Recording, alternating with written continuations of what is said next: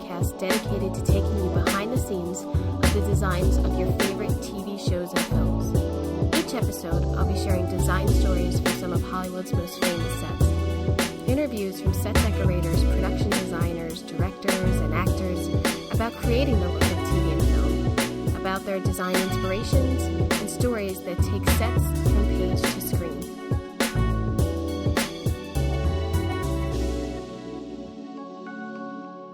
Hello, and welcome to Decorating Pages. I'm your host, Kim Wanup.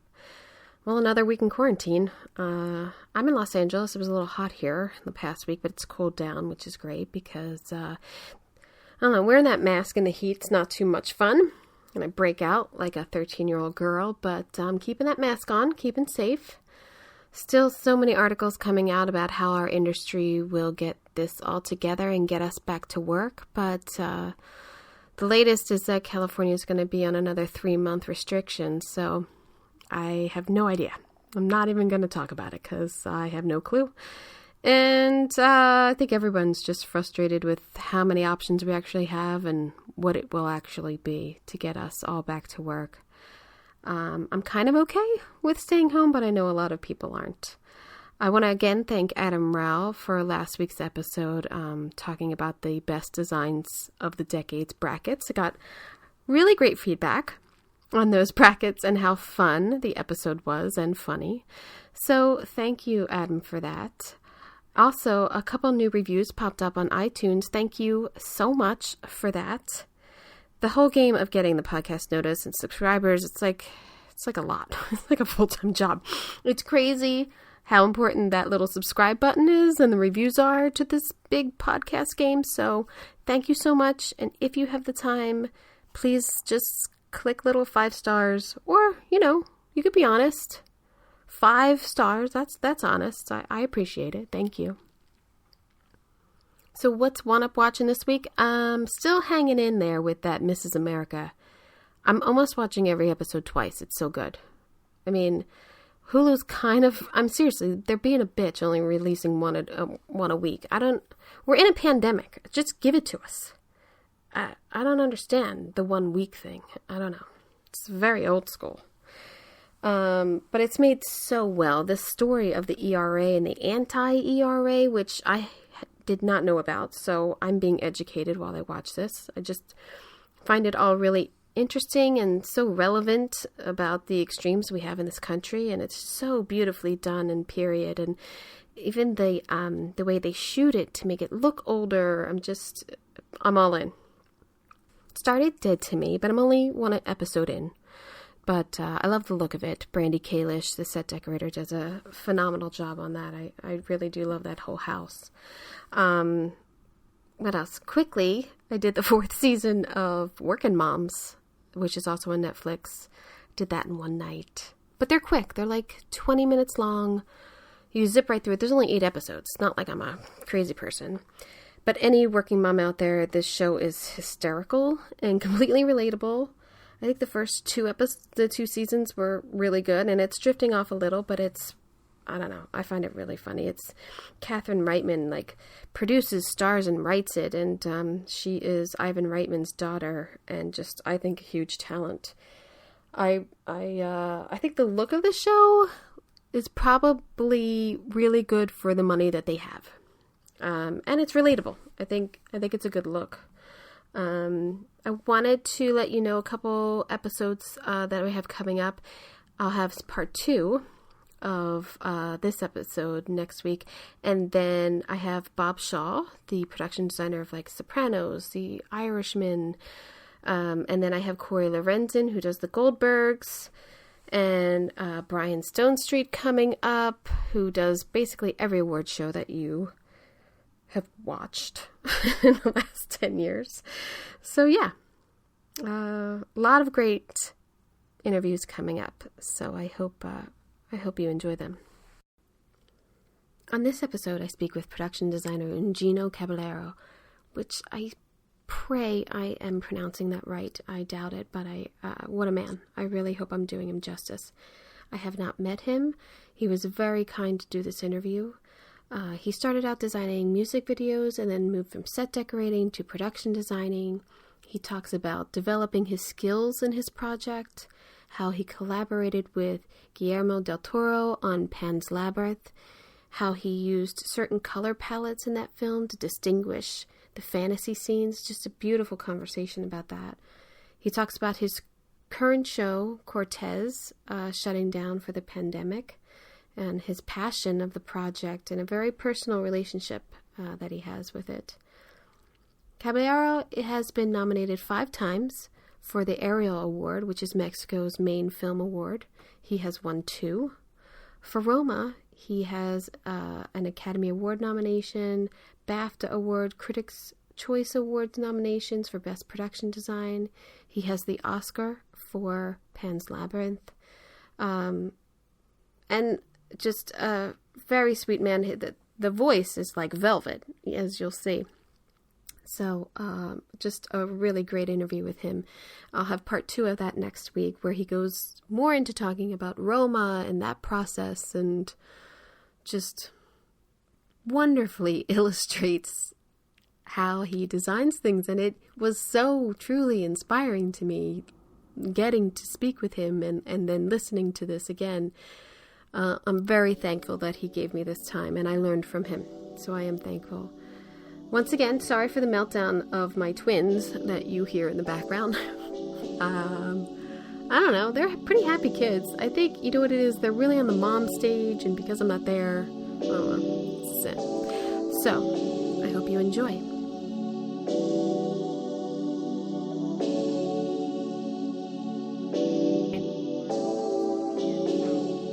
It's just a nice little dialogue that, you know, I can have with someone who I appreciate their work and who has, you know, inspired others, and it's been great. I've really had it. It's probably more selfish than anything, I feel.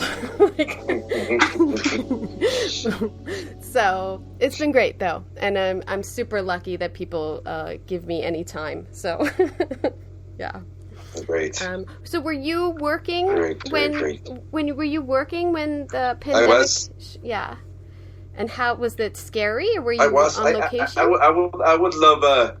I would love to say that I'm still working, yeah. But everything is very uncertain right now. See, yes, I was. You know, we were in a very isolated place. We were shooting these mini series, very ambitious project with Amazon and Amblin about the conquest of Mexico. So we've been working from almost a year in the pre-production. It's we did the whole replicas of of all the props and wow. And the sets, which are huge, are the biggest ones that I've done in my career, and they still there. So we were shooting just for 1 week. The first week of shooting, the first 2 weeks were supposed to be on a beach. That it's a beach. It's called Las Salamandas or Careyes, which is a very isolated place. So we were there prepping for 1 month. All of the people that were there were of our crew. There were really no strangers, and so we start hearing this just 1 week before that they decided to stop it in a very abrupt way. We didn't finish even the first week of shooting, which was kind of shocking in every sense and sad. We knew that what was the idea behind, just the protection of everyone. But you know how much you work in order to get one of these massive sets. No, they're months and months of preparation. So we understood, and we obviously we agreed that we. But it was kind of sad. It was kind of one day was full of life, the other day was empty, and trying to understand how to maintain those sets, for a certain period of time in order to see what's going to happen. Yeah, I mean, the logistics of shutting down a show isn't just turning the lights off.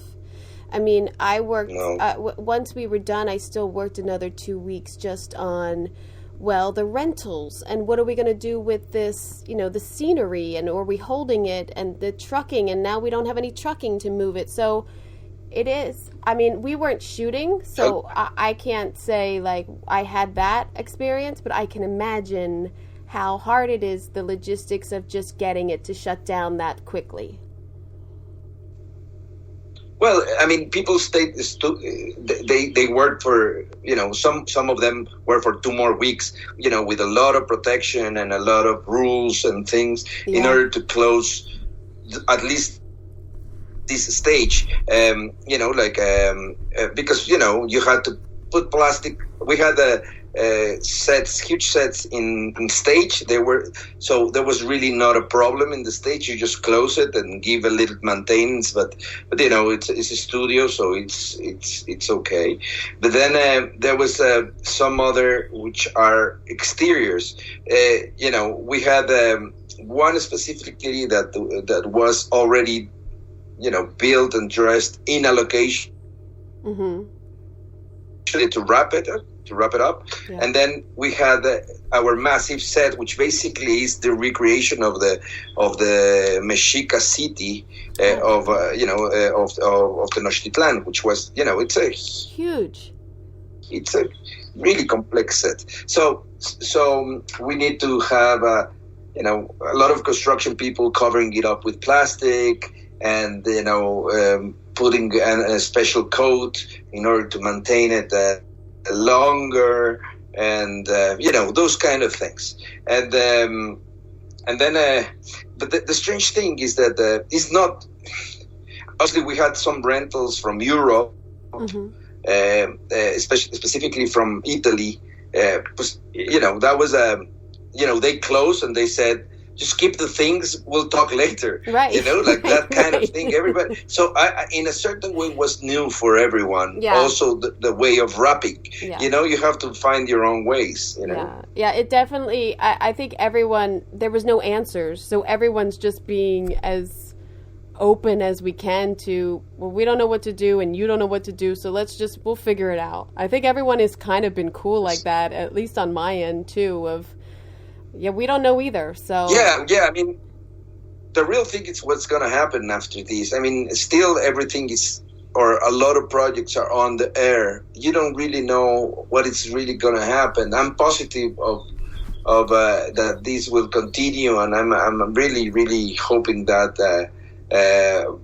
just because, we have been, we have spent a huge amount of resources in this and a huge amount of time, and it was it is a project that it's important to us Mexicans, because the conquest have never been portrayed in a dignifying way, and talking about creativity, we're really being kind of rigorous about the research, and not just the research, but also the artistic interpretation of that.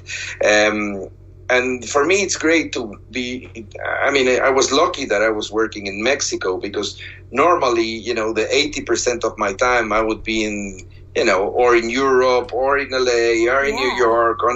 So being, even it was in a location, but it's a location that it's flying 45 minutes from home.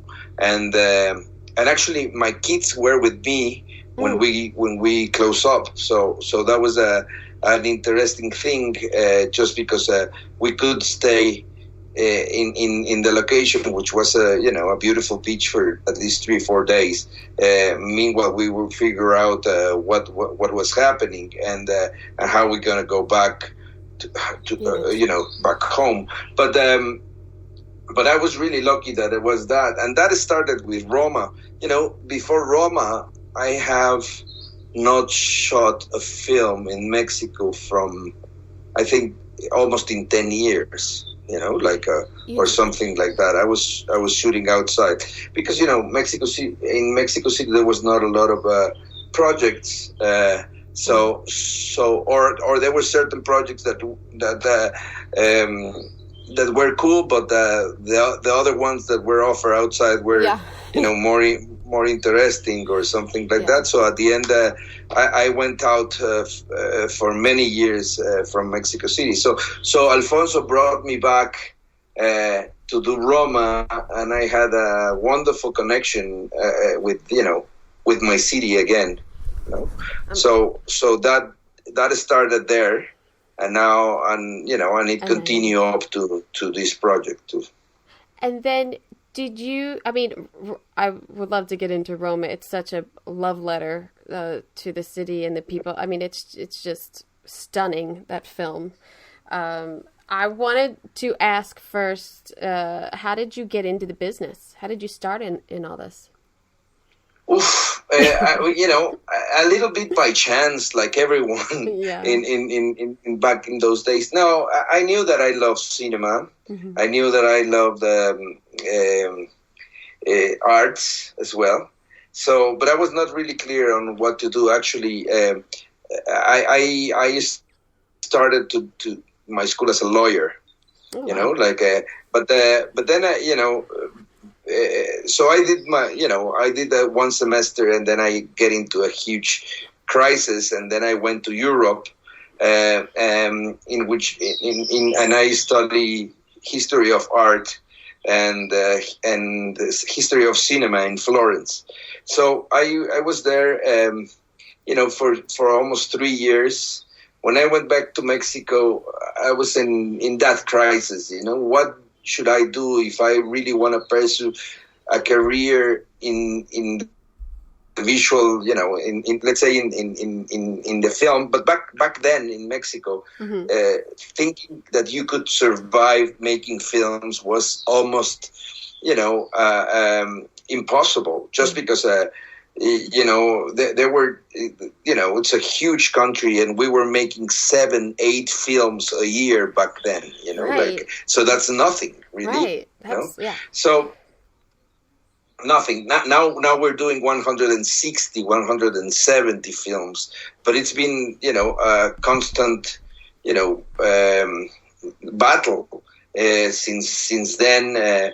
Just in the way we produce cinema, because it's a very different way we produce cinema in our countries. I mean, in certain countries in Europe or Mexico or Latin America, than in the States. Just because we don't have a solid industry, mm-hmm. Like a healthy industry. So we depend a lot of funds, and. Are there sound state? Is there like studios? Yeah. There's a studio system there, like 1 or 2 studios. Well, I mean, but not like they're not. We have stages because we had a golden era of Mexican film back in the 50s and 60s. So the main studios that we have mm-hmm. Come from the 60s. They're beautiful. They're big. They're interesting, but then obviously I'm talking about film industry. But there's been a lot of television always, and then we produced a lot of film. There was, on the 70s, 80s, and 90s. There was a lot of studio Hollywood films that came to shoot to Mexico, like a lot of them. So, there's facilities that were built or were maintained or were created by that. And now we have, a series of studios. And now we're doing a lot of, a series in Mexico. It's thriving it's now. It's a healthier situation that the one of 25 years ago or almost 30 years ago when I started, or 20 something. But so my friends, some of them were studying communication or cinema, mm-hmm. we had a lot of friends in the music scene in Mexico back then. Like we all played in some rock and roll bands, and suddenly when I came back from Europe with my own luggage, let's say, of knowledge. Some of my friends start to do music videos for some other friends. So the music videos were an important start up in here. It was the MTV, the MTV huge. Period. Yeah, and so creative, and you were able to do so much. They were so popular. And, absolutely. Yeah. Absolutely. That was the big, the big request was that just to be extremely creative. You didn't have a lot of resources, but you had a lot of freedom and a lot of possibility of creation. So we started to make, some videos, and suddenly we became a successful group in that sense. I was in my third video, I won an MTV award for production design. What song was it? What was the song? It was called Chilanga Banda. It's a music video from a Mexican band that was extremely popular back then. So is your Moon Man next to your Oscar? Is my what? Is your Moon Man? Moon is not. Actually, my moon was kept by the producer, and we had a huge fight for that. Then I did not, but that was in that moment. I was, I was not in the position that I am at, and then I just. I just let it pass. Yeah. One day I will recover it. Yeah. But and then we, and then from there, some friends started also to do, a lot of shorts in the school of cinema. They need to do this, short films. So we start doing also a lot of short films as well. So I found myself, very quickly in a creative position. And then I knew that I needed to, because I really wanted to make cinema, and that was not really. I thought that it was not. If I would just keep doing, commercials or music videos, it will be a complete a complete road for me, a different path for me. So I started to make cinema as an assistant of many production designers. Back then I was very young, and I worked with 3 or 4 that were working in cinemas. Obviously the conditions were not they were not the best. But then I found Brigitte Broch. Brigitte Broch is a production designer and a set decorator. She did Moulin Rouge. She was nominated for an Oscar also she got an Oscar, I think, for Moulin Rouge, maybe, or and for Romeo and Juliet that we made together. So I was working with her for some years as I was his set decorator, and then I did props too with her, and we were a group of young guys that were working with her, and so she brought us to Romeo and Juliet, which was the first big industrial film that I witnessed. That was back in, I think, 94 or something like that. I was 22 years old or something like that, 23. And it was a blast. It was a huge experience, a beautiful experience working with, with Baz Luhrmann and Catherine Martin.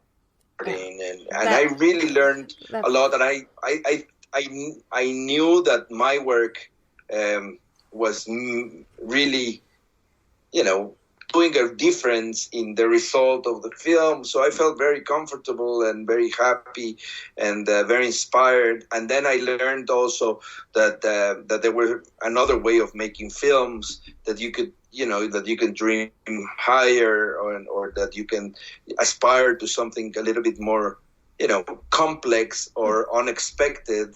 And so that was a huge school for me. And then after that, I started doing my own films as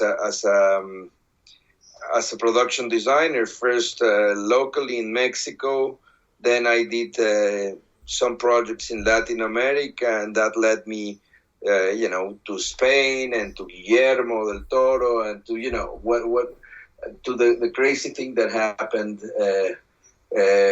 afterwards. Also, I went to do some film to the States before I did Pan's Labyrinth. I worked in a couple of films in California. Yeah, I mean, before that, small films, not as a production designer. I was an art director back then too. And then when I started to do my own films, it was again very hard to leave from to get your income, full income from filmmaking. So I combined it with the commercials, with some advertisement, mm-hmm. And suddenly the advertisement,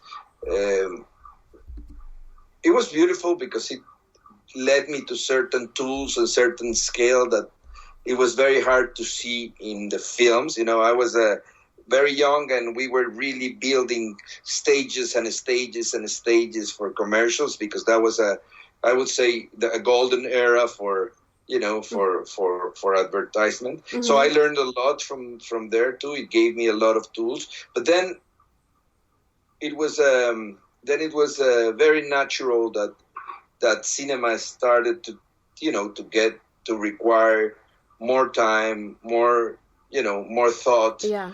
And also I was trying to develop. Sorry, there's an alarm that it's bothering me here. Oh. But so, do you hear the alarm? But do you hear me well, right? I can barely hear it, but that's okay. fine. But you can hear me well, right? Yes, you're clear. You're clear now. Yes. So then I started to develop my own, my own language to do, like what do I want to do in this business too, and with my films, with my creation, and obviously the things that you've learned from the great directors that I've worked with. I've been extremely lucky to work with with people that I admire a lot, and that I've received a lot of lessons from there. From the use of visual effects, from Alfonso to the way you look to space, from Jim Jarmusch. From this marvelous blast of creation of Guillermo del Toro, and I work with Alejandro González Iñárritu too, and Bayona, which is a persistent and a very clear storyteller. So each one of them, always bring things. And is it hard though? Is it hard to work with a director like Guillermo, who already had so much visual ideas, and I mean he is such a fantastic sketch artist, and had it, I would assume, had it all in his head already and knew really what he wanted. Is that hard then to get your input in there? It's challenging, definitely. Yeah. But the beautiful thing is that at least on my on my experience with him, we're close friends now. We did together the exhibition for him. I designed curated and designed an exhibition for him, which was an amazing experience too. And but when we started Pan's Labyrinth, he did not. I mean, it was in Cannes Film Festival. We went to present a film. It's called Crónicas, in which he was the producer. The film that we did in Ecuador, and he and Berta Navarro, the producer, also they thought of me for the next film of Guillermo. They saw that that I had something that they liked. And so Guillermo told me, I want to have dinner with you. And in that was in Cannes. And during 2 hours, he told me a beautiful story, the story that with a lot of details, with a lot of connections, with some visual information, but especially the story. Meanwhile, he was having dinner, so it was a complete feast for me. Like just to see him, talking and eating. And meanwhile, I was there, like I barely could move. Like I was making some notes and trying to. And then he finished, the meal and the story at the same time, and he said, "Well, I need to go, but I haven't written the script. So I have this story, but I don't have a script. So I will look for you when I have the script." Wow. Yeah. And then left me there, in the table, and so I was like, okay, so how the hell am I going to do this film? Yeah. I had not a lot of experience. I was very young on my mid-20s. Yeah. No? Yeah. I haven't done a film in Spain for that moment.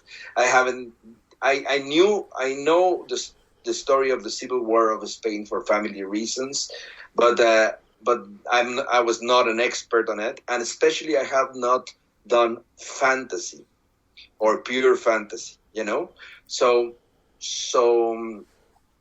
it was I said, well, I must really work in this. So I quit everything that I was doing, little projects here and there, and I took this, let's say, 5 to 6 months that Guillermo took to write the script, to research and to put myself and my mind in the project. So I did the result of that research. The research went in. I went, to certain libraries that I knew that Guillermo liked in Paris. I went to Krakow to go to Auschwitz and Birkenau. I went to Spain to go to the places that I already knew some of them, but then I went I went back to Portugal, to La Quinta de Regaleira, where the well, it's inspired. So all of these things, I went into a deep historical research. Me as a historian, let's say, or art historian, I have a very specific method of researching, and so I went deep in research. And when Guillermo came to me and said, "This is the script," I gave to him, a book with all this reference, an object that it's there. You can see it. Somewhere it's published in a couple of places in the web, and it's an object that somehow reflects what I wanted to do with the film. So, or what I thought it was. So Guillermo saw it and said, "This is a great, tool for talking," and he already had some drawings as well. So it was a real interesting collaboration. It was not imposing at all.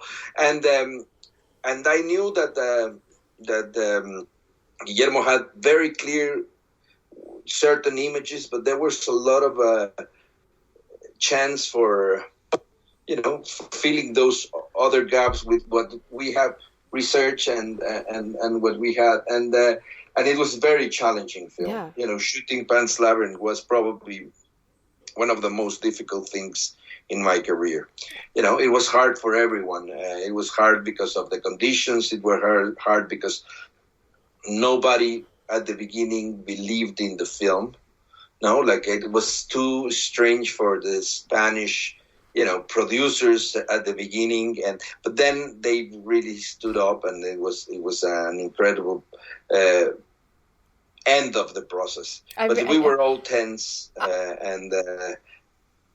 I rewatched it this week. I mean, I think I've seen it a couple times anyway, but I wanted to rewatch it, and to me, the color in it and the yes. depth and the real emotion that you get out of the color and the darkness of yes. I just is so gorgeous. And then yeah, go ahead. I'm sorry. we had we really put very strict rules with colors and shape. We really wanted to differentiate both words and to mirror them somehow. So that's why we choose this cold palette for reality, and the warm palette for the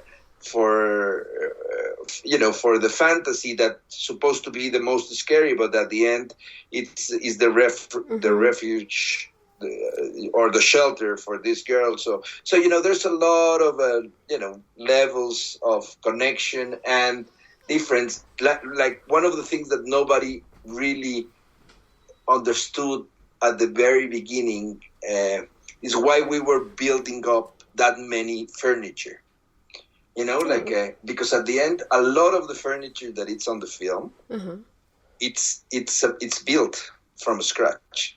And why it was built from scratch? Because we really wanted to change the scale. We wanted to have it a little bigger, mm-hmm. and with a certain code of shapes and things. So we found a beautiful furniture from the north of Spain that would have certain quality that we liked, and we used it as a base. But we made a lot of specific furniture for the film, and then one part of the story, and that was a very wise decision, I think, from Guillermo. Mm-hmm. One part of the story, of the original story, was happening in a train station. So that the mother and Ophelia would come. Instead of in a car in the middle of the forest, these ruins at the beginning, no? Yeah. She would come in a train and arrive to a train station after the war, so we will see the remains, or let's say the damage that the war the war has brought to it. But then, we scouted some train station. We had some production problems, about that, and then Guillermo was thinking a lot in this, and saying, if we keep everything in the forest, it works. The story works more like like a classic tale, like. Right. Once upon a time there was a mill in the middle of a forest, and in that forest we see a girl coming. So everything can work with its own rules, and you can somehow break them or establish the rules yourself. Not that you cannot do it in some other film that it has some more realistic sets, but it definitely helped to keep it contained in that sort of a dark fairy tale context. So it was a very interesting move. And then we were very strict with as I said, with the rules that we put. Like, for example, in the north of Spain, where the story takes place, the forests mm-hmm. are beautiful. They're like chestnuts, and very magical, very mm-hmm. organic, very scary in a certain way, right? Right. And green and lush and very like a fairy tale. Yeah, and green and things. But then when we scout those ones, we had before we had established the idea of reality has to have a lot of angles, straight lines, sharp things. There is not very organic, like it's cold. It is really aggressive to her. And then fantasy is organic, is embracing, is it's sheltering, it's warm at the end. So then we made this question. Okay, we have these beautiful locations of this forest that didn't end up in the film. No, like that was the first intuition, was to look for this beautiful forest on the north of Spain, and then we decide, well, no, the forest belongs to the reality, not to the fantasy. So we cannot have this, this beautiful location just because we decided that the rule has to be that one. So we went to look for a pine forest which has these straight lines and massive trees and this kind of thing. So we found one that it's the one that is in the film that is beautiful too, but it's beautiful in a different way. Yeah. So it has a lot of straight lines, and just because the pines are straight, almost spikes, in a certain way. And when she's running and the camera is moving, you definitely get the sense that it looks like a jail, like the bars of a jail. Yeah. So this sort of decisions are the ones that I think made the difference. Obviously, we went to this forest that we choose, and it was beautiful when we scouted it. And then it was the driest year in 50 years in Spain, whatever. And then when we were mid building it, at the half of the build, the forest that was beautiful green and thing the ferns start to went yellow and then died, and then everything start to really change in a most scary way. So we end up painting a lot of the forest and adding our own fake, you're bringing trees. You're bringing trees to the forest. we end up bringing ferns. Most of the ferns that you see are plastic ferns. Yeah. No, I don't want. It's magic. Movie magic. That was so terrible. Yes. No. I did notice too. What I guess I didn't pay attention to it before or didn't remember was there is such textures on the walls, and how that as a child to see this like place that you're being brought to, and I don't know, I didn't notice it before, but I noticed it in this viewing of all of your like paint layers being peeled away and how significant that is to the story. I just thought it was like such a nice little sort of design detail that you had in there. It was just beautifully done. Well, I'm obsessed with the scenic paint, I have to say. I'm a nightmare with my art directors about my scenic painters. Like they really hate me because, the first thing that I talk with them when I met them is, hello, how are you? Very nice to meet you. Who will be our scenic painter? That is the big question for me. Well, it's very important. It's really, really important. Not having good painters and being able to get that color and that texture and quickly. It's a really important job. Me, I enjoy painting a lot too. So I'm passionate about that, and I've developed a nice way of speaking with my crew in general, because at the end it's what we do. Mm-hmm. No, we try to convince the people to get into your mind and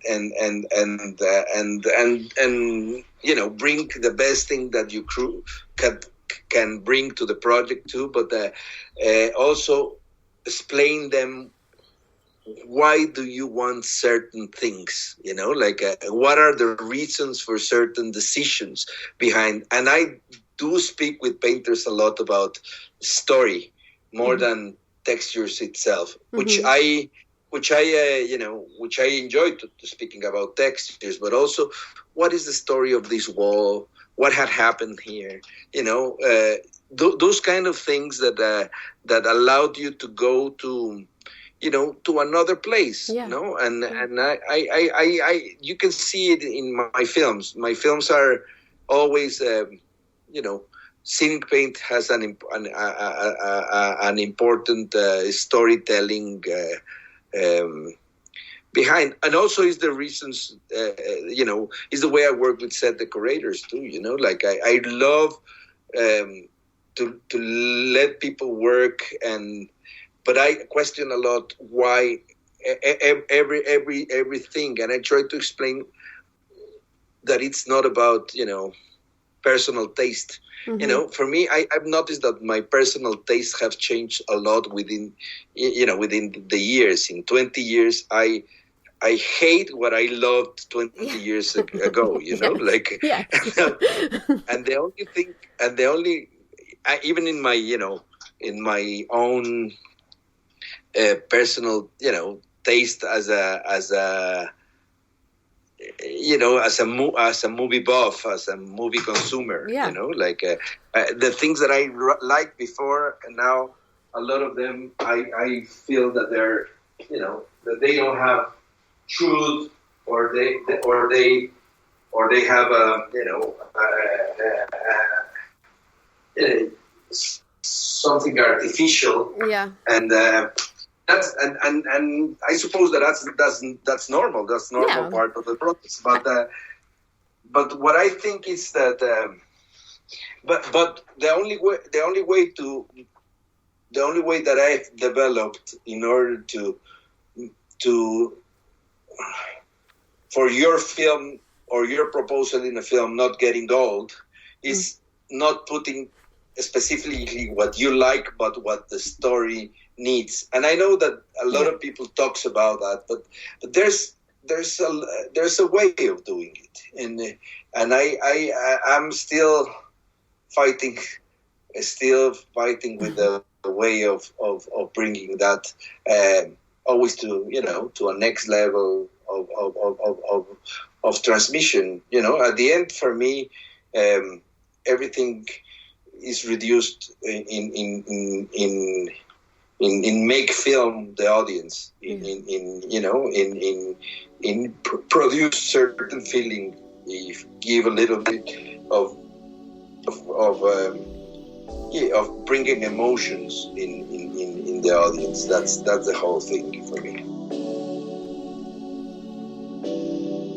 Could you just listen to that voice forever? I mean, read me the phone book. Oh my gosh. Again, listening to the process that he had with Guillermo del Toro on Pan's Labyrinth, and creating this with all of his input, I just think that's very valuable to anyone trying to connect with a director, and really having your own input and yet respecting what the filmmaker already, has put into it. Funny enough, he didn't have a script when he told him that, but that is probably even more dangerous, because then it's all in his head. So at part 2, get ready for speaking about Roma, and it's good. I'm not gonna give anything away. So in all this extra time I have on my hands, I've been putting together some of the podcast clips to video on YouTube. So if you search Decorating Pages Podcast on YouTube, you will see the clips I have posted, and please subscribe. It's a nice little visual to go along with some of the conversations of the podcast, like the hero props that Gabe Perillo made for The Good Place. She describes those and gave me some behind-the-scenes photos to put along with it. Also, I put a little snippet of David Grotman, production designer, talking about that color green in the film Doubt, that beautiful color green. So I hope you check it out. I also have the videos on the website decoratingpagespodcast.com. If you have any questions for me, please hit me up. If you have any suggestions of designers, decorators, prop masters, anyone you can think of, hit me up. I'll reach out to anyone. I got no shame.